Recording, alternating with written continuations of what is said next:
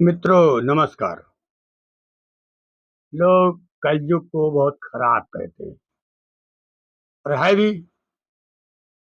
कलयुग में जो धर्म सतयुग में 4 चरण से चलता था, यानी सतयुग में सत्य, तप, दया और शौच चारों पाए बराबर थे। लेकिन जब त्रेता आया तो धर्म के एक पावा घट गया। सत्य, दया और शौच तो रही, लेकिन तप कम हो गया। इधर जब द्वापर आया तो सत्य और दया तो बचा, बाकी तप और सोच ये दोनों खत्म हो गए। लेकिन जब त्रेता आया तो धर्म के 3 पाए खत्म हो गए, केवल एक पाया सत्य बचा। अब सोचने की बात है, कलयुग में धर्म जो है केवल एक पैर से चल रहा है। लेकिन ये सही भी है कि कलिकाल के अंदर पाप कर्म बहुत बढ़ गया है। चारों तरफ लूट मार, हिंसा, हत्या, चोरी, डकैती, बलात्कार, यानी हर व्यक्ति का अंतःकरण गंदा हो गया है। किसी का अंतर साफ नहीं है।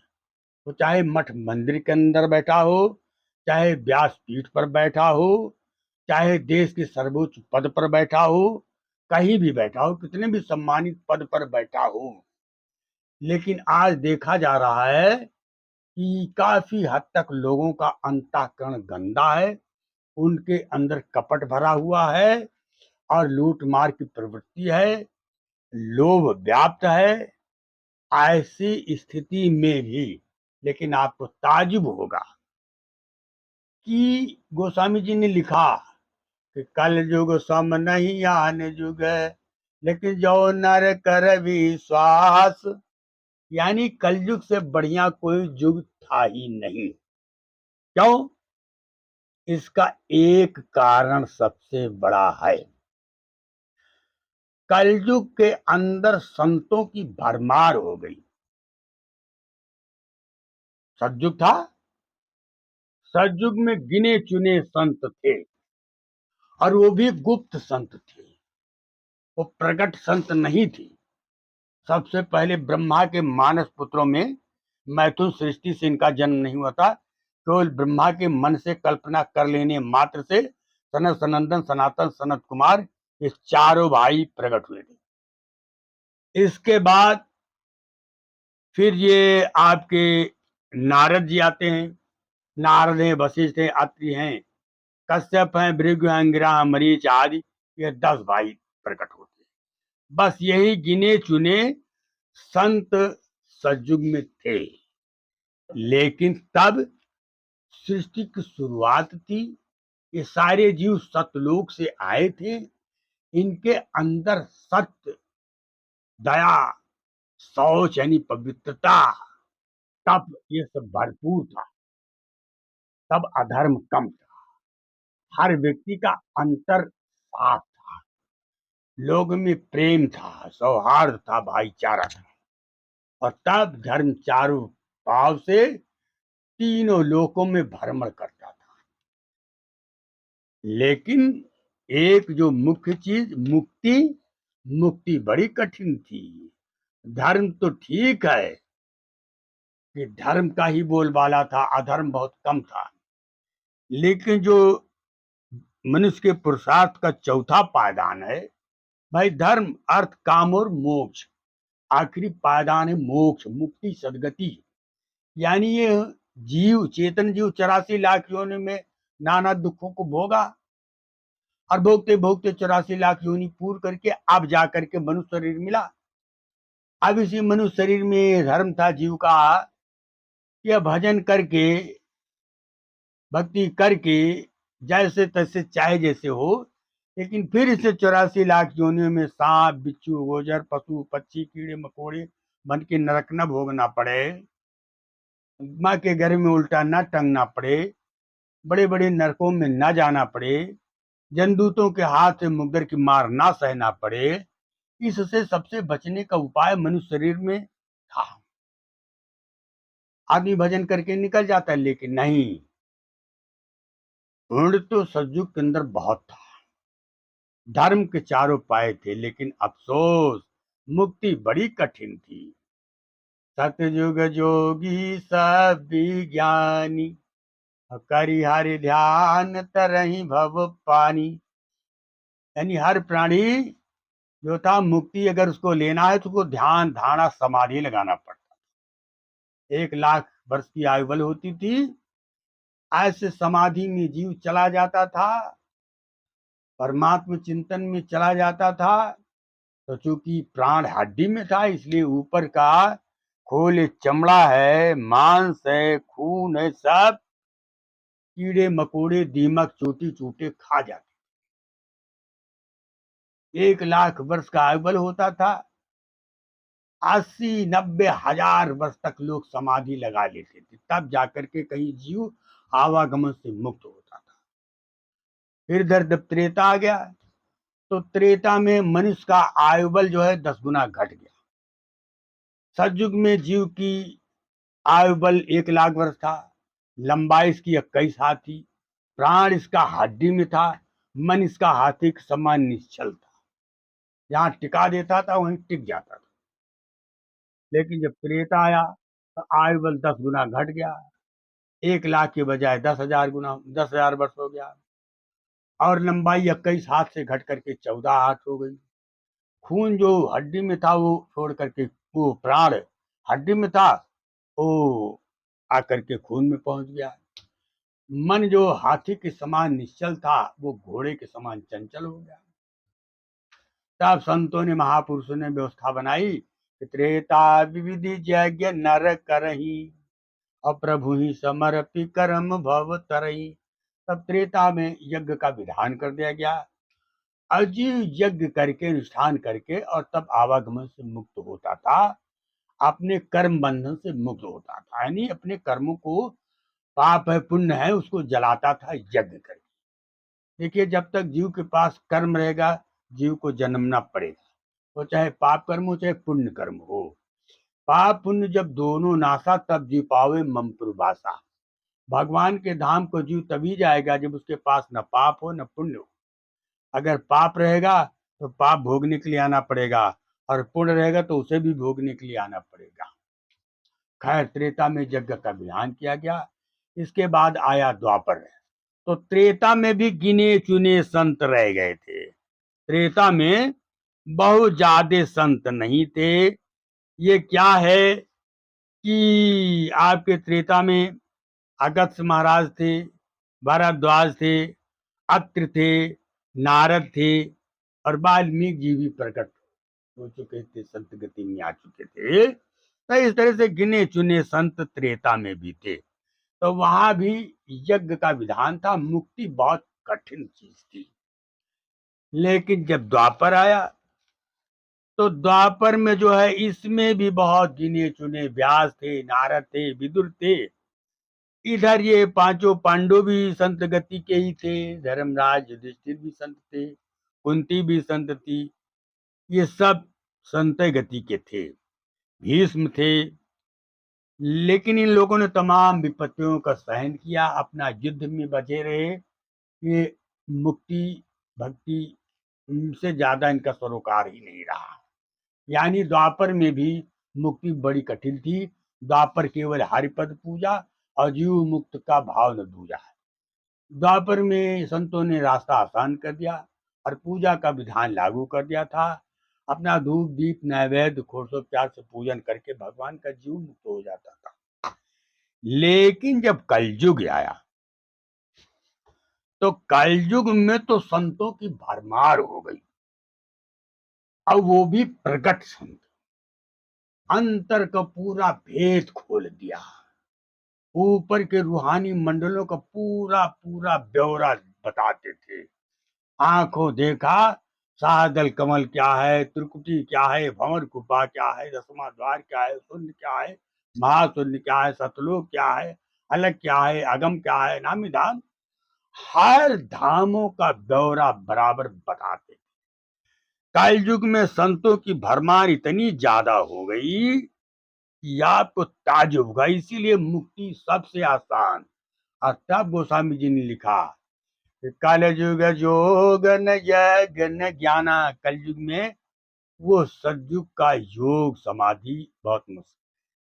अब कलयुग में जीव समाधि नहीं लगा सकता है और न यज्ञ कर सकता है, सामान्य सही नहीं मिलेगा, सारे घटक आपको दूषित मिलेंगे, इसीलिए तो उसको मलयुग कहा गया है। तो इसलिए कलयुग में आप त्रेता की यज्ञ नहीं कर सकते। तो कलयुग जोग न यज्ञ न ज्ञाना। और द्वापर का पूजा विधान भी बड़ा मुश्किल हो गया, सारे सामान अशुद्ध हैं, लोगों का अंतर धीरे धीरे गंदा हो गया है। अब यज्ञ करने वाला और यज्ञ कराने वाला दोनों का अंतर मन गंदा है। सारी वस्तु आपको दूषित मिलेगी, यहाँ तक कि शुद्ध पानी नहीं मिलेगा, शुद्ध हवा नहीं मिलेगी, शुद्ध सामान नहीं मिलेगा। तब संतों ने विचार किया कि अब क्या किया जाए। तब संतों ने लिखा कि कलयुग केवल नाम आधारा, और सुमिर सुमिर नर उतर ही पारा। अब कलयुग में इतना आसान कर दिया कि जीव नाम का भेद जान जाए, बैठ करके न नहाना न धोना कुछ नहीं, अपना आराम से अपने बिस्तर पर बैठ जाए और बैठ करके नाम चर्चा करे। हालांकि नाम दो प्रकार का होता है, एक वर्णात्मक नाम, एक ध्वन्यात्मक नाम। तो मानस कार्य में बालकांड में दोनों नामों की चर्चा बताई है, महिमा बताई है, लेकिन वर्णात्मक नाम में उन्होंने राम को लिया है, बहुत थोड़े में बताया है। लेकिन ध्वन्यात्मक नाम का बड़े व्यापक पैमाने पर चर्चा किया। लिखा क्या कि नाम जी जप जागहि जोगी, बिरत बिरंच प्रपंच वियोगी। यानी नाम को जी माने जीवात्मा से जोगी जपता, तो जो वर्णात्मक नाम है वो तो मुंह से जपा जाएगा, वो तो स्वर व्यंजन के मेल से बना है, तो उसमें तो बैखरी वाणी से माने जीव के, तालु के, मुंह के, होंठ के सहयोग से वो शब्द बोला जाएगा। लेकिन जो ध्वन्यात्मक नाम जिसकी बात वो महापुरुष कर रहा है कि नाम जी जप जागहि जोगी, वो ध्वन्यात्मक नाम स्वर व्यंजन से परे है और लिखन पढ़न में नाय, और चेतन से चेतन गए तो नाम कहत है ताई। वो लिखने पढ़ने में नहीं आता। जैसे अभी आप थाली में किसी लकड़ी से मार दीजिए, जो आवाज आएगी वो आवाज को आप लिख नहीं सकते हैं, मुंह से बता नहीं सकते हैं, केवल अनुभव कर सकते हैं कि हाँ थाली में किसी ने लकड़ी से मारा है। आपको गुड़ दे दिया जाए खाने के लिए तो लगेगा तो मीठा है, लेकिन कैसा मीठा है ये आप बता नहीं, स्वाद उसका आप बता नहीं सकते। ऐसे जो ध्वन्यात्मक नाम की बात महापुरुष ने कहा है, उसी को भजन भी कहा जाता है, अंदरूनी साधना है, अंतर की साधना है। तो ये बताया नहीं जा सकता, ये अनुभव का विषय है, ये इंद्रियों से परे का। उसमें अक्खी बाजो बेखड़ा बिन कन्ना सुनना, पैरा बाजो चलना बिन हत्था करना, अरे जिभ्या बाजो बोलना, जीवत यूं मरना, नानक हुकुम पछाड़ के अब तब खसमई मिलना। वो तो जीते जी मर जाने की कला है, भजन नाम। तो मानसकार ने तब लिखा था कि नाम जी जप जागहि जोगी, अबिरति विरंच प्रपंच वियोगी, ब्रह्म सुखहि अनुभवहि अनूपा। और वो नाम को आत्मा से जप करके, अंतर से जप करके जोगी और जाग गया है। जागने का मतलब क्या होता है कि जाना तब ही जीव जग जागा, जब सब विषय विलास विरागा। जब संसार के सारे विषयों से, विलासता से जीव अलग हो जाए, जो 5 किस्म के विषय हैं, शब्द रूप रस गंध और स्पर्श, ये जीव का खत्म हो जाए, तब समझ लो जाग गया है। अगर विषयों में मस्त है तो उसको जागा नहीं माना जाता। या सोने और जागने की बात नहीं, ये जागना कुछ और है। तो ब्रह्म सुख अनुभव ही अनूपा, अवकथ नामय नामन रूपा। वो नाम को भिन्नात्मक नाम को जोगी जीवात्मा जप जप करके वो जाग गया है। और अकल, लेकिन जो आनंद उसको मिल रहा है वो अकथ अनामय नाम निरूपा, वो बता नहीं सकता, उसका कोई नाम नहीं बता सकता, न उसका रूप बता सकता है, वो कुछ आपको बता नहीं सकता, केवल अनुभव करेगा, बस अनुभव का विषय है। तो इस तरह से इधर कलयुग में इतने प्रकट संत, सबसे पहले कबीर दास जी आए, 700 वर्ष पहले कबीर साहब आए, और कबीर साहब तो सीधे सतलोक से चल करके आए और सारा भेद खोल दिया। इस सृष्टि का, ये काल पुरुष का, ये सतपुरुष का, यानी सतपुरुष से लेकर के सतलोक से लेकर के नीचे के सारे मंडलों का एक एक करके इस महापुरुष ने पूरा भेद खोल दिया, सारी दुनिया जाने। और फिर कबीर दास के बाद से तो फिर संतों का आना ही शुरू हो गया। आवाज समझ लीजिए कि ये दादू पलटू भीखा नानक सूर मीरा कबीर बुल्ला यारी अंगदेव अमरदास रामदास अर्जुन देव तेग बहादुर चरणदास तुलसी साहब हाथरस वाले, ये दया भाई दरिया साहब धर्मदास नाभा नामदेव पलटू साहब पीपा बुल्ले साहब भीखा साजो भाई शेख फरीद, यानी अनगिनत संत आए।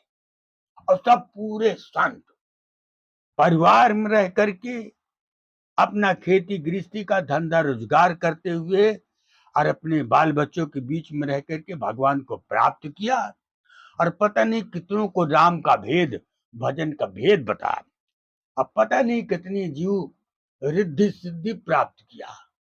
ऐसा नहीं है, जहां जरूरत पड़ी तहां लोगों ने करिश्मा भी दिखाया है।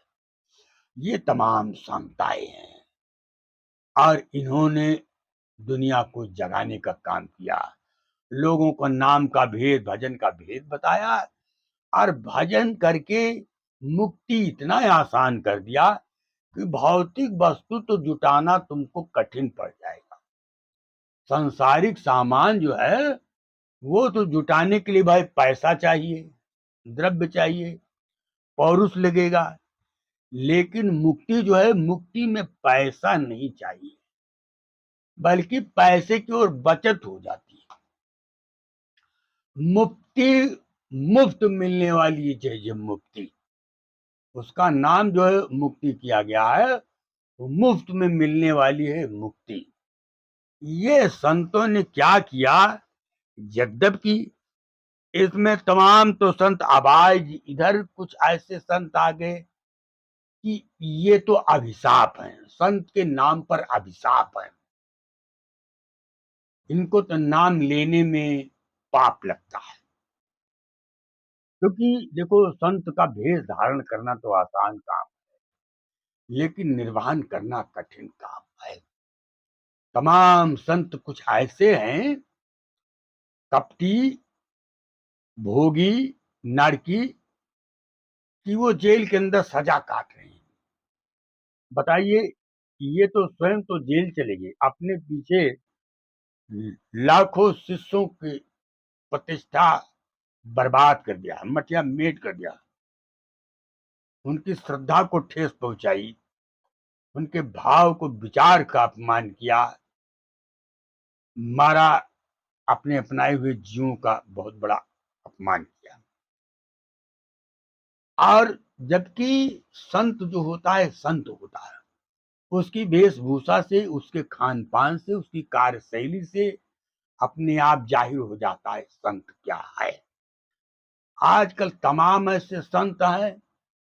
पहले संत सोचिए, सूत जी महाराज 88,000 शिष्यों को एक साथ सत्संग सुनाते थे, न कोई बाजा, न कोई लाउड स्पीकर, न कोई टंट, न कोई चटाई, न कोई मैटी, न कोई साधन। ऐसे विशाल काय बट वृक्ष की छाया और बालू का बिछावन, और वो व्यासपीठ उसी बरगद के चबूतरे पर बैठ गए, और आराम से शांत रात्रि के समय महापुरुष सत्संग करते थे, पुराणों को सुनाते थे, श्रीमद् भागवत सुनाते थे, अब 88,000 शिष्य एक साथ बैठ करके शांति से सुनते थे। ये महापुरुष जंगल में रहे, बड़े बड़े महापुरुष, बड़े बड़े ऋषि मुनि, ये सब बेचारे जंगल में रहते थे, कुटी बना करके वहीं रहते थे, वहीं रूखा सूखा खा करके और अपने अपनाए हुए जीवों को परमार्थ की चर्चा करते थे, सुनाते थे। वो न कोई महल है, न कोई मोटर गाड़ी है, न ऐश का सामान है, न आश्रम के विस्तार की चिंता है, न संगत के विस्तार की चिंता है, न धन की जुटावे की चिंता है, न चढ़ावा जुटाने की चिंता है। आजकल तो तमाम संत ऐसे हैं कि कोई वृद्धाश्रम के नाम पर, कोई गौशाला के नाम पर, कोई भंडारे के नाम पर, कोई आश्रम के नाम पर, अरे तरह तरह से मांगने का बहुत ही बहाना है। ये रातों दिन ये संत नहीं है, ये संत की आड़ में अपना विस्तार कर रहे हैं, आश्रम का विस्तार कर रहे हैं और तमाम साधन जुटा रहे हैं, खेती बढ़ाते चले जा रहे हैं, जमीन लिखाते चले जा रहे हैं। संत हैं, क्या समझा जाए। सोचने की बात है, संत तो जंगल में रहता था। कबीरदास भी बेचारे संत थे, कपड़ा बुनते थे और रात को 12 बजे 2-4 संत आ गए कुटी पर। अब भोजन कराने के लिए संत कबीरदास के पास, बेचारे के पास सीधा आटा चावल दाल कुछ था ही नहीं। पत्नी लोही को कहा कि चली जाओ साहूकार के यहाँ से उधार सीधा लेकर के चली आओ, कल कपड़ा बेच करके उनका दे दिया जाएगा। लोही बेचारी बरसात का मौसम, बरसते पानी में साहूकार के यहाँ गई और बोली कि सेठ जी हमको कुछ सीधा दे दीजिए, हमारे पास 4-5 साधु आए हैं, उनका भोजन कराना है और कल आपका चाहे जैसे पैसा भुगतान कर दिया जाए। अब वो सेठ भी नारकी जी भोगी, वासना का भूत सवार था, लोही के रूप को देखा, मुग्ध हो गया। बोला देखो लोही, तुमको जो कुछ चाहता हो सीधा उतना, जितना बताओ मैं उतना तुमको देने के लिए तैयार हूँ, और पैसे तुमको दरकार नहीं, पैसा नहीं चाहिए। तुम तो स्वयं रूपवती हो, तुम्हारा रूप ही सबसे बड़ी कीमत है और मैं कुछ क्षण के लिए मैं तुमको चाहता हूँ। तो देखिए संत का भाव कितना ऊंचा होता है। लोही ने कहा ठीक है, आप मुझको सामान दे दीजिए, मैं वचन देती हूँ। तो जा करके सामान पहुंचा करके और अभी मैं श्रृंगार करके आती हूँ और तेरी वासना, तेरी कामना की मैं पूर्ति जरूर करूंगी।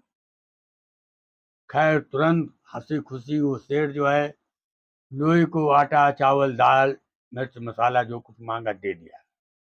लोही भाग करके ले आई, कबीरदास को दिया, संतों को दिया गया, महाराज अब अपना भोजन प्रसादी बनाइए। और लोही किनारे गई, कबीरदास से कहने लगी वो साहूकार मेरे रूप पर पागल हुआ है और उसने कहा कि मुझको पैसा नहीं चाहिए, मैं कुछ क्षण के लिए तुम्हारा शरीर चाहता हूँ। तो क्या कहते हो? कबीर साहब ने कहा बिल्कुल ठीक कहा तुमने, ऐसा है तुम श्रृंगार करो और सज धज करके तब जाओ, क्योंकि उसके सामान में तो कोई खोट नहीं, तो तुम्हारे सजावट में क्यों खोट हो। अब लोही क्या किया कि नख से लेकर के सिर तक श्रृंगार किया, पांव में महावर लगाया, सज करके तैयार हुई। कबीर साहब ने कहा ऐसे नहीं, बरसात का मौसम है, कीचड़ है, अभी पैदल जाओगे कीचड़ में तुम्हारे पैर का रंग छूट जाएगा। तुम एक काम करो, ऊपर छाता लगा लो और आओ मेरे कंधे पर बैठ जाओ और मैं तुमको सेठ के घर सकुशल पहुंचा देता हूँ। और तुरंत कबीर साहब ने ऐसा किया, पत्नी को कंधे पर बैठाए, ले जाकर के साहूकार के घर पहुंचा दिया। दरवाजे के अंदर करने के बाद वापस चले आए। सेठ ऊपर से नीचे तक देखा, बोला अरे इतनी छकछकाती बरसात में कीचड़ में और तुम्हारे रंग पैर का रंग भी नहीं छूटा, कैसे? पत्नी लोही ने कहा सेठ जी, कबीर दास ने कहा कि श्रृंगार में कोई खोट नहीं होना चाहिए, उसका सामान पूर्ण था तो तुम्हारा श्रृंगार भी पूरा होना चाहिए, उसको पूरा आनंद दो। जब उसको इसी की भूख है तो तुम उसे दे दो, जो चाहता है उसको दे दो, उसमें कोताही न करो। संत भगवान का रूप होता है, उनकी सेवा में हमें कुछ भी करना पड़ेगा, मैं कर दूंगा। इतना सुनते ही साहूकार का सारा नशा उतर गया और रोने लगा। तो ज्ञान हो गया, बोला माता जी मैं भटक गया था, पैरों में गिर पड़ा। सुबह होते ही आकर के कबीर दास के पैरों पर गिर पड़ा और कबीर का अनन्य भक्त हो गया। तो देखिए वो भी एक संत थे कि घर में उनके सीधा नहीं था। साधु आ गए तो रोटी चावल आटा चावल दाल के लिए ये दिक्कत उठानी पड़ी। और आज के संत ऐसे महलों में रहते हैं। आज क्या कहना, एक से एक महंगी महंगी गाड़ियां, महंगे महंगे महंगे कपड़े, उनके ऐशो आराम को कुछ पूछना ही। घर में एसी लगी है, कूलर है, पंखा है, फ्रिज है, और राजा महाराजों से भी इनकी शान शौकत अच्छी है। वो महंगे चावल, देसी घी, दूध, दही, साग सब्जी अफराद है। चारों तरफ से पैसा आ रहा है, चंदा आ रहा है। ऐश कर रहे, ये क्या भजन करेंगे, ये क्या मुक्त होंगे। तो झूठा गुरु अजगर बने, 84 में जाए, और चेला सब चूटा बने कि नोच नोच के खाए। तो अफसोस इस बात का है कि ये तो कुछ तो ढोंगी है, लेकिन ऐसा नहीं, सबको ढोंगी नहीं कहा जा सकता है। तो इतने तादाद में कलयुग के अंदर संत आ गए हैं कि मुक्ति बहुत आसान हो गई है अब। लेकिन ये एक बात है कि कलयुग सम नहीं आन जुग, लेकिन जो नर कर विश्वास। यहाँ तो अफसोस कि मनुष्य के अंदर विश्वास होना चाहिए। लोगों के अंदर विश्वास नहीं, और विश्वास अगर नहीं है तो आदमी कभी कामयाब नहीं होता। भक्ति में श्रद्धा और विश्वास, ये दोनों बड़ी अजीब चीज होती हैं। बिना श्रद्धा के और बिना विश्वास के भक्ति कभी फलीभूत नहीं होती है। इसलिए भक्ति में श्रद्धा और विश्वास होना जरूरी है। आप विश्वास नहीं है तो एक दिन वहां कुआं खोदा, एक दिन वहां कुआं खोदा, एक दिन वहां कुआं खोदा, इस तरह से तुम्हारे मन में शंका है, पता नहीं पानी निकले कि ना निकले। यहाँ खोदना चालू किया, पानी निकले कि ना निकले। ऐसे तुम चारों तरफ शंका की दृष्टि से कुआं खोदते खोदते तुम्हारी उम्र बीत जाएगी, तुमको पानी नहीं मिलेगा।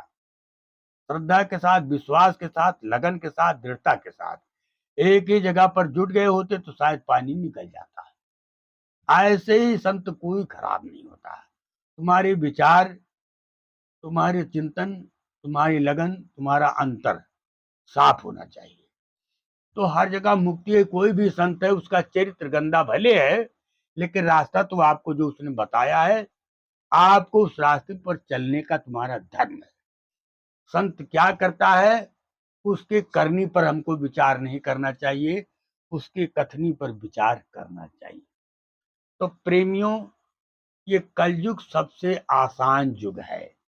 इसमें मुक्ति सबसे सहज वस्तु है, और ऐसी मुक्ति की भोग में ही जोग आदमी कर सकता है। अपने बाल बच्चों में रह करके, अपना खेती गृहस्थी, अपना दुकान दफ्तर करते हुए, और उसी परिवार में रह करके, बनी बनाई रोटी खा करके, पूरे नात बात रिश्तेदारी समाज में रह करके, अपना धंधा रोजगार उद्यम कर करके, अपने बाल बच्चों बीबी के अंदर में रह करके, बीच में रह करके, बड़े आराम से भजन करके, और तमाम लोग निकल गए हैं। तो इसलिए आज ही आप संकल्प लीजिए कि किसी पूरे संत की तलाश करिए, और जहां पर जा करके नाम का भेद, भजन का भेद जान लीजिए, और जानने के बाद चले आइए। चेला बनने की नियत से ना जाइए। एक पैसा पंडा पुजारी को चढ़ावा आपको नहीं देना है। भंडारे में तमाम भोजन प्रसादी चलता रहता है, जा करके भंडारे में भोजन करो, रास्ता ले लीजिए, चुपचाप अपने घर चले आइए, और बताए अनुसार बैठ करके भगवान का भजन करो, भगवान का चिंतन करो, नाम का जप करो, ध्यान करो, भजन करो। यही भजन, यही ध्यान बड़े बड़े जोगी जति कंदराओं में लगाते थे और दीमक लग जाती थी। और आज अगर आप निश्चल भाव से, निष्कपट भाव से अपने मन को शांत करिए, मन का संकल्प विकल्प कुछ क्षण के लिए रोक दीजिए। चित्त का चिंतन, बाह्य जो चिंतन चित्त पर तमाम चिंताओं का बोझ आपने लाद रखा है, कुछ क्षण के लिए उन चिंताओं को अपने से दूर हटा दीजिए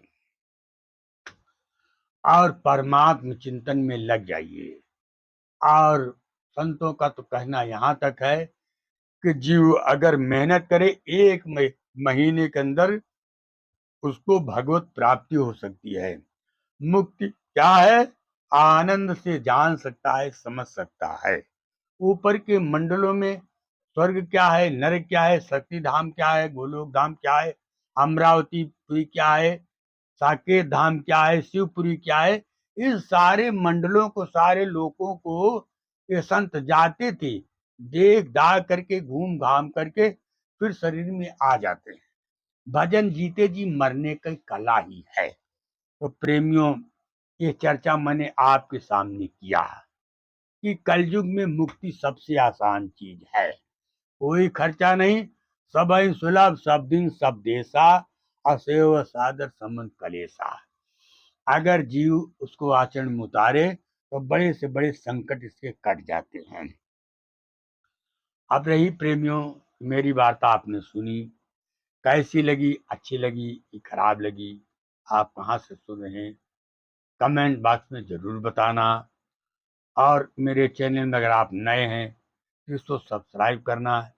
मेरा आध्यात्मिक चैनल है, इस पर ऐसे आध्यात्मिक चर्चा, आध्यात्मिक जानकारी बराबर चलती रहती है।